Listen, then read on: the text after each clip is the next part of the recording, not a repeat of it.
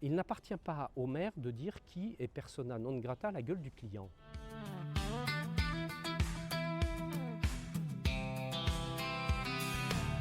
Moi, ce qu'on m'a demandé, c'était d'interdire par arrêté municipal le concert de Patrick Bruel. Les deux concerts, effectivement. Ce n'est pas dans le pouvoir du maire, sauf dans un cas précis, s'il y a trouble grave à l'ordre public. On ne peut absolument pas démontrer le début du commencement d'un trouble grave à l'ordre public qui est très défini, notamment par la jurisprudence du juge. Donc il est évident qu'un arrêté, même s'il était pris comme cela, serait automatiquement débouté devant le juge, des libertés. La justice a mis en examen M. Patrick Bruel. Il va donc être jugé.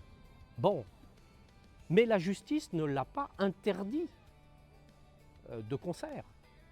Et là, on demanderait au maire, et je mets au maire au singulier et au pluriel, d'interdire M. Bruel, c'est-à-dire de se substituer à la justice. Mais enfin non, on peut penser ce que l'on veut. Je pense en tant que citoyen ce que je veux. J'ai dit d'ailleurs que je n'assisterai pas à ce concert. Et moi je suis par ailleurs, je l'ai dit de tout cœur, avec toutes les femmes qui sont victimes d'agressions, de harcèlement, d'abus sexuels. Complètement. Mais je pense que ce n'est pas au maire de se substituer à la justice pour dire il a le droit ou il n'a pas le droit. Je sais que de toute façon, ce concert ne peut pas être annulé.